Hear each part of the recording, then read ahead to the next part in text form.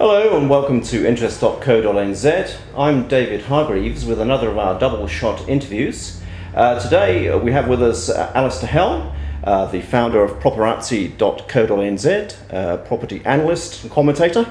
Welcome, Alistair. Thank you, David. A couple of interesting issues to talk about in the property market at the moment. Obviously, perhaps start with what's happening in the property market. Obviously, would have hoped to have had the Real Estate Institute sales figures by now, but we haven't quite yet. They're due to arrive today. But we can talk a little bit about the QV figures that we saw earlier this week, and also the Barfoot and Thompson figures. Shows a continuation of a slowing sales trend, and now to some extent perhaps prices starting to soften a little bit, or the growth softening a little bit. What are you making of it out there at the moment? I think you've pinpointed it. It's a softening, plateauing of sales growth. So we got at the end of last year to 80,000 transactions in the full calendar year. The last couple of months actually saw that almost tip down to slightly less than 80,000. And I think that's probably our new level for 2014. That's a good level. High levels was 100, 120,000 in 2004. So it's a smaller market, but it's a good number of transactions. In sales price, we've seen some of that heat coming out of it, and I think this year we'll probably see appreciation in prices, but not by the 10, 12, 14%, particularly in Auckland, but maybe in the 6% range. And the indications are that that rate of growth of price is coming off through the QV figures and through the Barfoot figures. Yeah. Now, do you think that the Reserve Bank limits on low equity lending? Do you think that's having an impact? It certainly had an impact. There's no doubt about it. Anecdotally and objectively through the data, there was an effect for both interest in property, acquisition of property in that sector of first-home buyers and lower value property. And I think that's going to continue to be a component of the property market through this year. I think there was an adjustment period. We've gone through that. I think we're adjusting through that sales volume, but it's going to be tough for the bottom end of the market to pick up on that first home sales when the volume of those mortgages are so restricted. Yeah, and of course the next thing to face the market is rising mortgage rates, probably from next month. Yep. What sort of impact are you expecting there?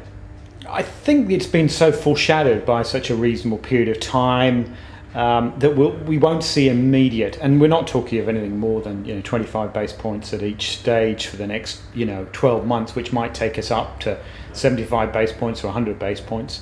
It's in relative terms it's a big increase, but it still puts us back to what we like to think of as reasonable levels, 7 or 8% mortgage rates.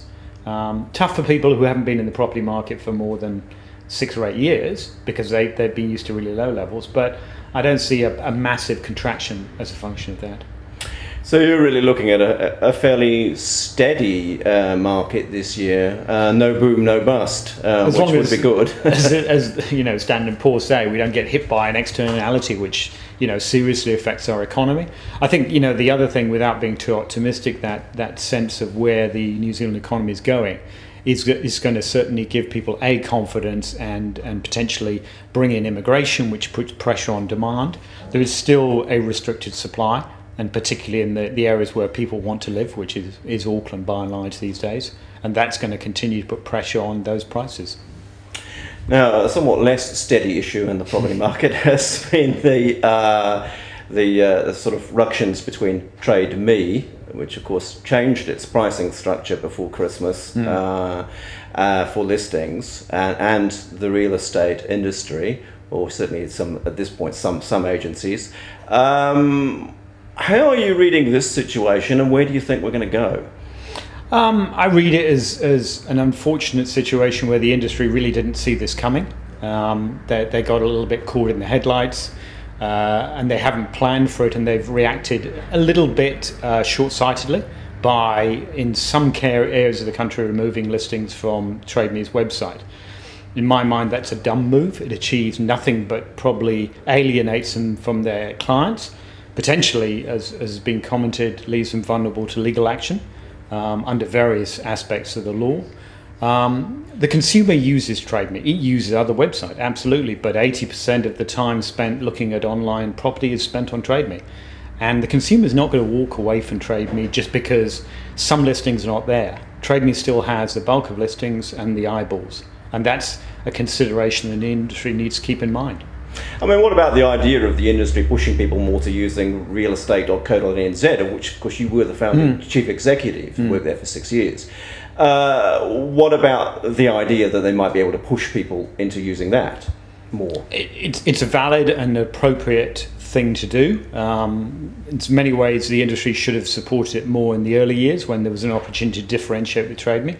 The fact is TradeMe is there. The industry's relied on it for many years to generate the bulk of leads, which is what's important to them. They could do a lot of things with realestate.co. I don't see a lot of things being done. All I see is a small advertising campaign. And it's not about brand awareness, it's about differentiation to make the consumer sense there's something different. You know, when you've got two identical generic websites, what's the compelling reason to go to another one when they both appear, and it's about perception, appear to have all the stock? You can't differentiate whether in the Hawke's Bay really a couple of agents have removed their listings or not. So the client thinks still the same old property.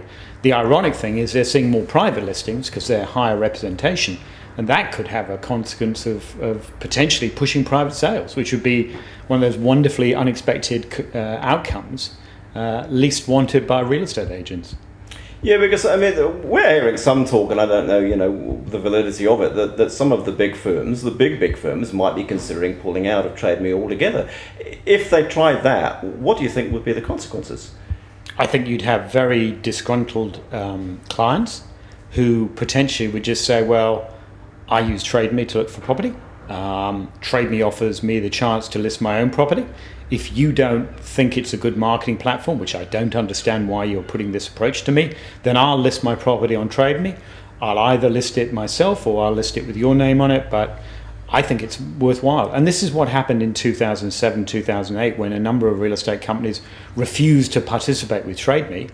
They found their on-the-ground real estate salespeople were being confronted with this challenge every day. And that's what pushed them to use TradeMe in the first place.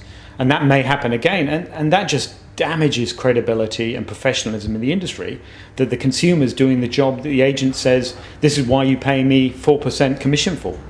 Yeah, so as you mentioned before, I mean, there is a real risk here, isn't there? That people just say, well, that's the fee for listing on TradeMe, why don't I just do it myself? And contextually, the important thing to consider is, I want to put a full page ad in the newspaper. I don't, but some people want to, and the agent tells me it's a good idea. He says it's going to cost me $1,500, and he's arguing over $159 on TradeMe. And I know, most people in New Zealand know, which is a more effective medium, the single page, single insertion in a magazine, or as long as you like, on the top website in New Zealand. For a tenth of the cost, what's the issue here? Yeah. So I mean, how do you see this issue likely playing out? It'll disappear because the industry need TradeMe, and they will accede to the realization that they can't boycott TradeMe. And what I think may well happen is the industry decides to impose an introductory service charge, a new service charge, which says this is a cost of the web, which is very important. So every agent charges $250, and for that they get TradeMe, they get realestate.co, they get their own website, and this becomes your upfront fee. Whether they adjust their commissions because of it, that would be interesting to argue. Yeah, because of course, if people are confronted with higher upfront fees when they go to a real estate agent, that might again be a cue to say, well, why don't I just go and TradeMe myself? Another valid argument and a demonstration that the marketing of property in New Zealand is completely democratized. It is TradeMe. For $400, I can achieve the same impact as a real estate agent in terms of inquiry. That's not to say I can sell it as easily, but I can generate enough inquiry, or the same inquiry, by doing a private listing as doing an agent listing on TradeMe. And that's what the industry needs to keep their mind aware to. Okay, well, we'll watch this space very closely. Thank you very much, Alistair Helm. I was David Hargreaves for interest.co.nz.